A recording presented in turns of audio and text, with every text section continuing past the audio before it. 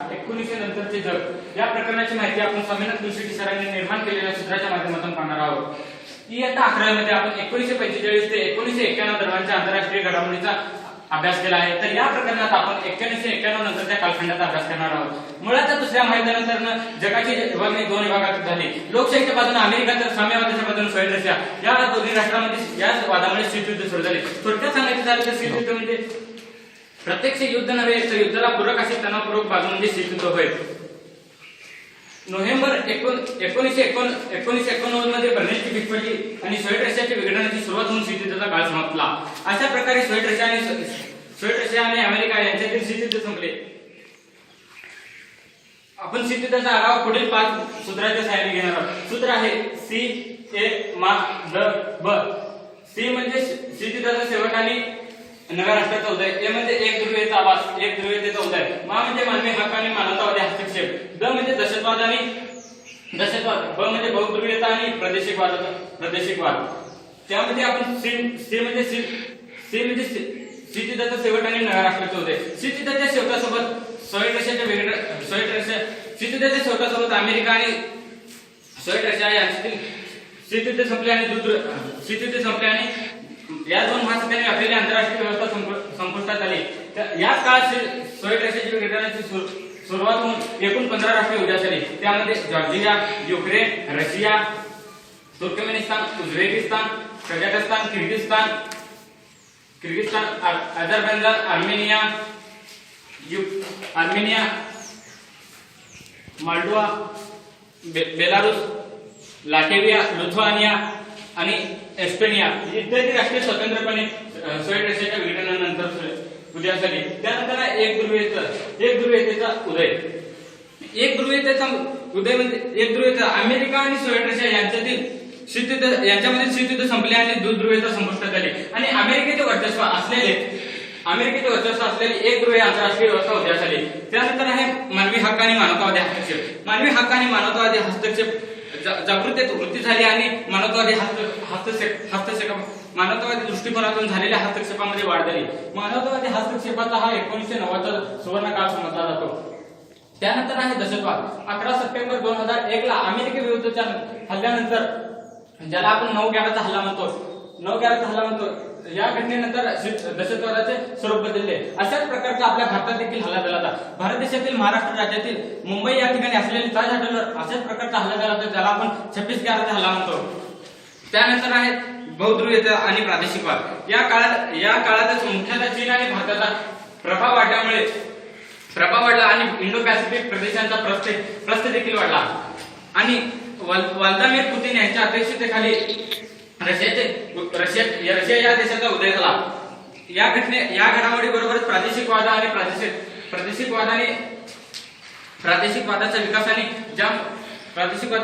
विकास झाल्यामुळे बहुध्रुवीय जागतिक व्यवस्था आणि अस्तित्वात आली आणि प्रदेश आणि प्रादेशिकवादाचा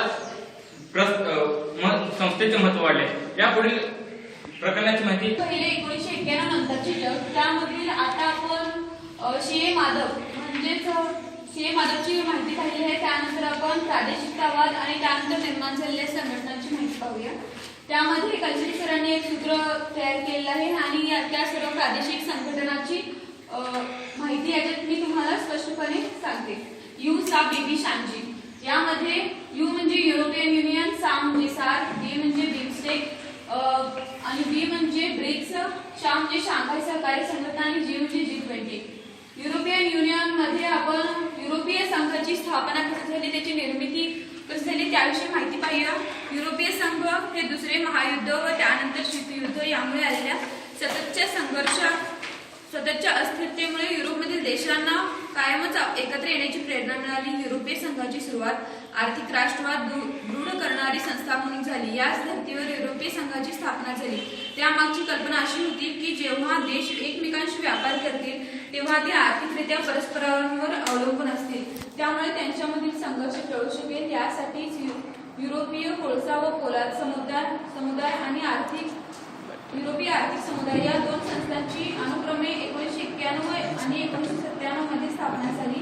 पुढे या सर्व संघटना एकमेकात विलीन होऊन युरोपीय समुदाय म्हणून ओळखले जाऊ लागले. 1973 मध्ये एका कराराअंतर्गत युरोपीय संसद निर्माण करण्यासाठी एक करार करण्यात आला होता. 1980च्या दशकात युरोपीय संघाची एक बाजारपेठ तयार करण्याच्या दृष्टीने प्रयत्न सुरू होऊन 1993 मध्ये ही प्रक्रिया पूर्ण झाली.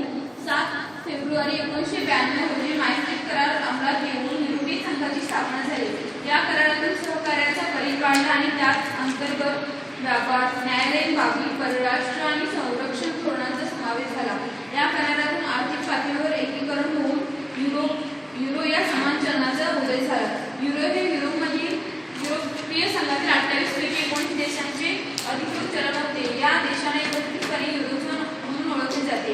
1 जानेवारी 1999 साली जगातील चलनाच्या बाजारात युरोचा प्रवेश झाला. ब्रिटन, स्वीडन आणि डेन्मार्क यांचा पद वगळता युरोपीय संघाच्या सगळ्या देशांमध्ये युरोचा वापर सुरू झाला. युरोपीय संघातील युरो हे राष्ट्रीय चलन म्हणून स्वीकारलेल्या देशांच्या भौगोलिक आणि आर्थिक प्रदेशात युरोझोन म्हणून संबोधतात. निव्वळ आर्थिक संघटनाच्या दृष्टीने सुरू झालेल्या युरोपीय सहकार्याची प्रक्रिया विकसित होऊन आता हे संघटन हवामान बदल, पर्यावरण, आरोग्य, परराष्ट्र संबंध, सुरक्षा व स्थलांतर अशा विविध धोरण क्षेत्रामध्ये कार्यरत आहे.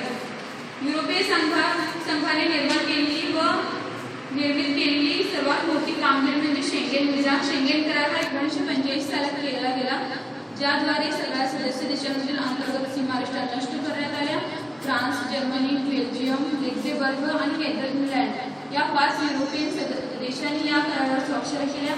हा करार लक्झेंबर्ग देशाच्या दक्षिणेकडील शेंगेन या खेडेगावात करण्यात आला. शेंगेन विजा हा युरोपमध्ये सर्वत्र वापरला जाणारा विजा आहे. शेंगेन प्रदेशांतर्गत सीमा नाहीत. या प्रदेशात न केवळ युरोपीय संघाचे सदस्य परंतु सदस्य नसणारे व्यापारी आणि पर्यटक हेही एका देशातून दुसऱ्या देशात सहजरित्या व मोकळेपणाने प्रवास करू शकतात. या प्रवासात त्यांना तपासणी आणि चौकशीला सामोरे जावे लागत नाही. सद्यस्थिती युरोपीय संघातील 28 पैकी 22 देश शेंगेन प्रदेशाचा भाग आहेत. युरोपीय संघाने बजावलेली महत्त्वाची भूमिका म्हणजे युरोपीय संघाने युरोपियन आयोग, युरोपियन संसद, युरोपियन परिषद आणि युरोपियन न्यायालय यांची निर्मिती केली आहे.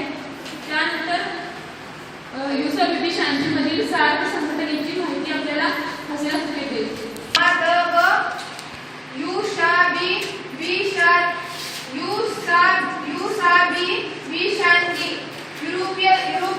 युरोपियन संघ EU, सार्क संघटना.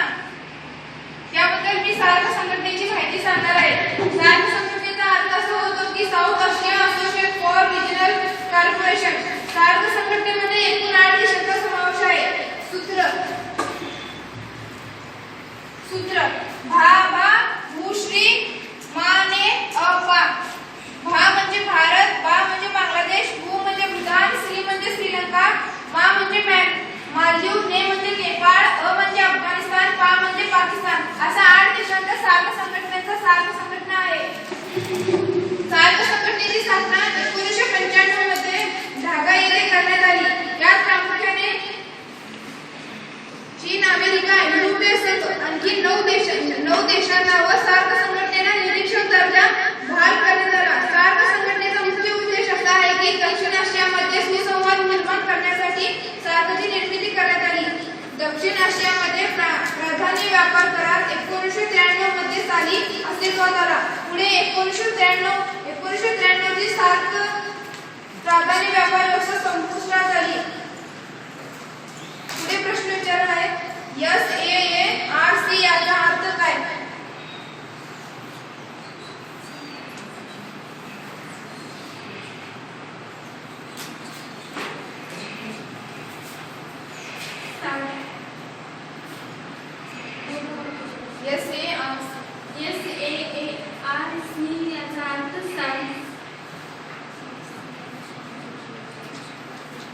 दुसरा प्रश्न आहे सार्क संघटनेची स्थापना केव्हा करण्यात आली?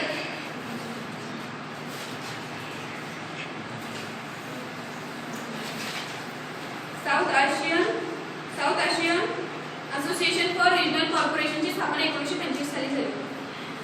धन्यवाद. बी म्हणजे बिमस्टेक म्हणजे Bay of Bengal initiative for multi sector technical and economic corporation म्हणजेच बिमस्टेकमध्ये एकूण 7 सदस्य देश आहेत. त्यामधील त्या 7 सदस्यांना एका सूत्रबद्ध केलेलं आहे. ते सूत्र बाभा मुश्री ने थाम्या. यामध्ये 5 दक्षिण आशियातील देश व 2 आग्नेय आशियातील देश आहेत. दक्षिण आशियातील भारत, बांगलादेश, भूतान, श्रीलंका आणि नेपाळ हे दक्षिण आशियातील देश असून थायलंड आणि म्यानमार हे आग्नेय आशियातील देश आहेत. आणि बिमस्टेक हे आग्नेय आशिया आणि दक्षिण आशियाला जोडणारा दुवा म्हणून ओळखला जातो. वेगवान आर्थिक विकासाला चालना देणे आणि सर्वांच्या स्वारस्याच्या विषयावर आधारित सहकार्य घडवून आणणे हे बिमस्टेकचे प्रमुख कार्य आहे. त्यानंतर ब्रिक्सची माहिती आपण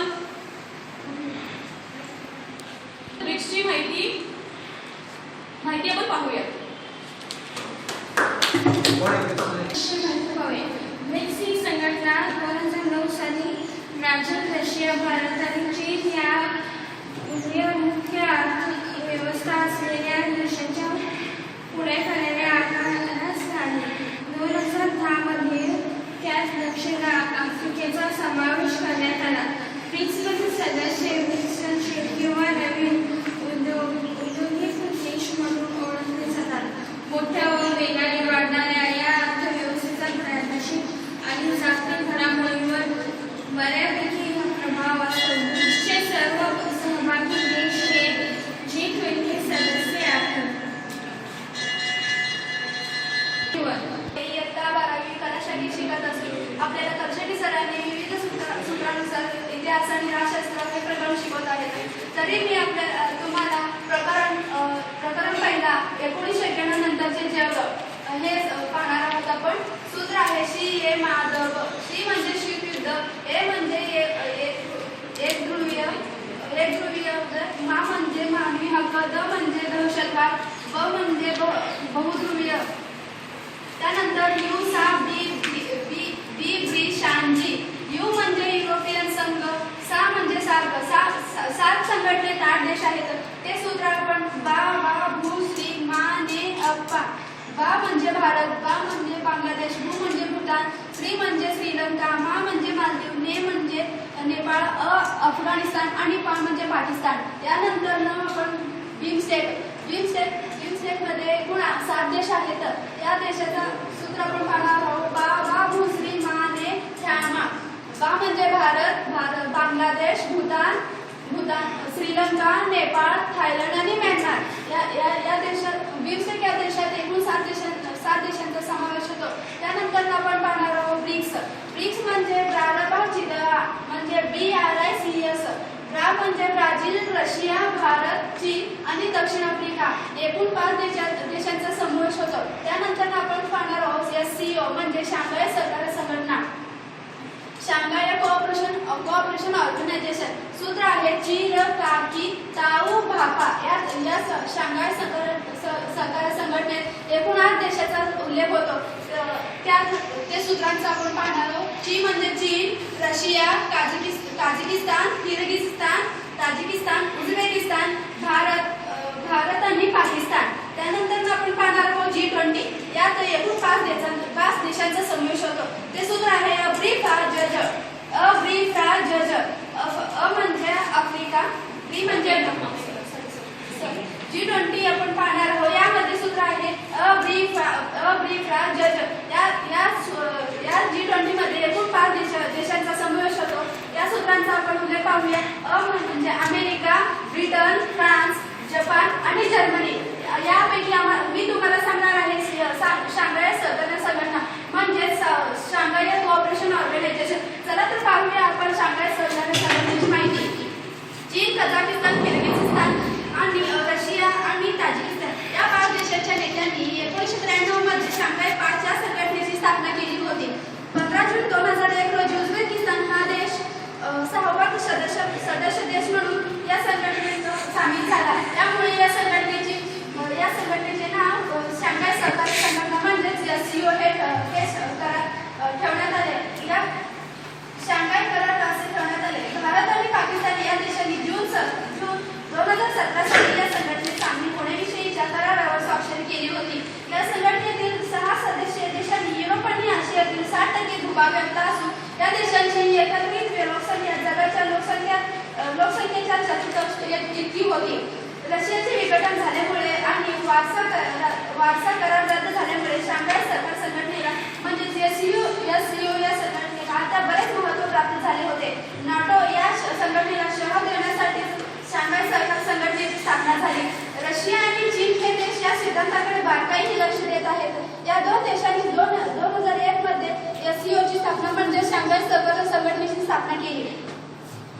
आपल्या सीमांची सुरक्षा आणि दहशतवादी कारवायांना आळा घालणे हा या स्थापनेमागचा वरवरचा हेतू होता. एप्रिल 2006 साली क्षेत्रीय दहशतवाद विरोधी समिती आणि ऑक्टोबर 2007 मध्ये सामूहिक सुरक्षा संघटना स्थापन केल्यानंतर आपण एक लष्करी गट म्हणून काम करणार नसल्याचे या संघटनेने स्पष्ट केले आहेत.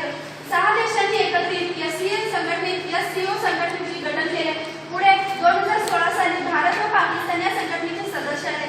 अशाच प्रकारे आपल्याला कशेटी सरांनी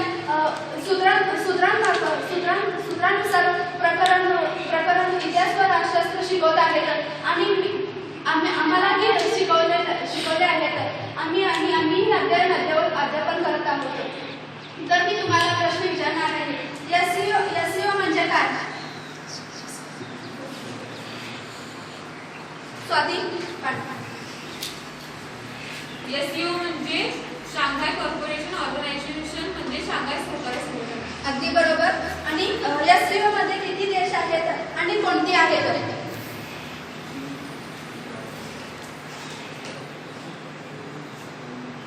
अश्विनी बराकर. 8 देश आहेत. सूत्र चिरकाकी ताऊ भाका. ची म्हणजे चीन, र म्हणजे रशिया, का म्हणजे काझाकिस्तान, की म्हणजे किर्गिस्तान, का म्हणजे ताजिकिस्तान, कु म्हणजे उझबेकिस्तान, भा म्हणजे भारत, पाकिस्तान.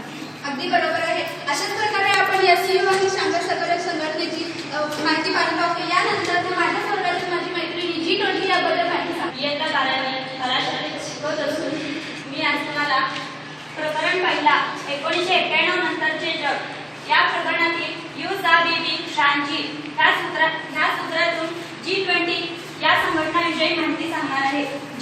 G20 या संघटनेत एकूण 5 देशांचा समावेश आहे. सूत्र आहे अ ब्री फ्रा ज ज. अ म्हणजे अमेरिका, ब्री म्हणजे ब्रिटन, फ्रा म्हणजे फ्रान्स आणि ज म्हणजे जपान, ज म्हणजे जर्मनी. या 5 देशांचे समावेश G20 या संघटनेत झाला आहे. तर चला तर मग पाहूया आपण G20 या संघटनेबद्दल माहिती. G20 हा जगातील 20 प्रमुख देशांच्या अर्थमंत्री व मध्यवर्ती बँकेच्या गव्हर्नरांचा एक गट आहे. वास्तविकपणे या गटात 19 देश व युरोपीय संघांचा सहभाग आहे. 19 देश व युरोपीय संघाचा सहभाग आहे. युरोपीय परिषदेचे अध्यक्ष व युरोपीय मध्यवर्ती बँकेचे अध्यक्ष युरोपियन संघाचे G20 मध्ये प्रतिनिधित्व करतात. G20 सदस्य देशांचा एकत्रित जीडीपी जगाच्या 85% आहे व हे G20 देश एकूण जगातील व्यापाऱ्यांच्या 85% व्यापारांसाठी कारणीभूत आहेत. 2008च्या सुरुवातीच्या बैठकीपासून G20 देशाच्या प्रमुखांनी ठराविक कालावधीत परिषदेत वेळोवेळी सहभाग घेतला आहे आणि अलीकडच्या वर्षात आपल्या कार्यसूत्राची विस्तारामुळे या गटामध्ये वित्त मंत्री आणि परराष्ट्र मंत्र्यांची स्वतंत्र सभा देखील आयोजित केली जातात. G20च्या सदस्यांमध्ये 19 वैयक्तिक देश आणि युरोपीय संघ म्हणजेच UE याचा समावेश आहे. युरोपियन युनियनचे प्रतिनिधित्व युरोपियन कमिशन आणि युरोपियन सेंट्रल बँक याने केला आहे. एकत्रितपणे G20 देशामध्ये एकूण जागतिक उत्पादनापैकी 85% जागतिक जीडीपी आणि जागतिक व्यापारांच्या 80% किंवा EUच्या अंतर्गत व्यापाराचा समावेश आहे. समावेश नाही तर 75 आणि जगाच्या लोकसंख्येत 2/3 व्यापाराचा वाटा आहे. 2009 आणि 2010च्या दरम्यान झालेल्या G20 शिखर परिषदेचे संमेलनात अर्धवार्षिक होते. नोव्हेंबर 2011च्या फ्रान्स संमेलनापासून सर्व G20 परिषदेचे आयोजन दरवर्षी झाले आहे. G20 सदस्यांमध्ये भारतासह अनेक विकसनशील देशांचा समावेश आहे. युरोपियन युनियन आणि 19 इतर राज्याची सरकारे आणि मध्यवर्ती बँकेचे गव्हर्नर यांची 1999 मध्ये G20 नावाने आंतरराष्ट्रीय व्यासपीठ तयार करण्यात आले. याचा मुख्य उद्देश हा आर्थिक 2008 पासून G20चा शिखर परिषदेमध्ये राष्ट्रप्रमुख किंवा राष्ट्राध्यक्ष तसेच त्यांचे अर्थमंत्री आणि परराष्ट्र व्यवहार मंत्री भाग घेताना दिसतात. America, Britain, Germany, France, Japan यांसारखी विकसित राष्ट्रे G20चे सभासद आहेत. विकसित राष्ट्रे विकसनशील राष्ट्राच्या दरम्यान चर्चा होण्यासाठी हे एक व्यासपीठ आहे. G20 मध्ये भारताने सातत्याने सक्रिय घेतला आहे. एवढे बोलून मला एवढे सांगावे वाटते की सूर्यकिरण जर उगवले नसता तर आकाशाचा रंग समजला नसता. सूर्यकिरण जर उगवला नसता तर आकाशाचा रंग समजला नसता. जर सरांनी आपल्याला सूत्रानुसार अभ्यासक्रम शिकवला नसता तर कदाचित आपल्याला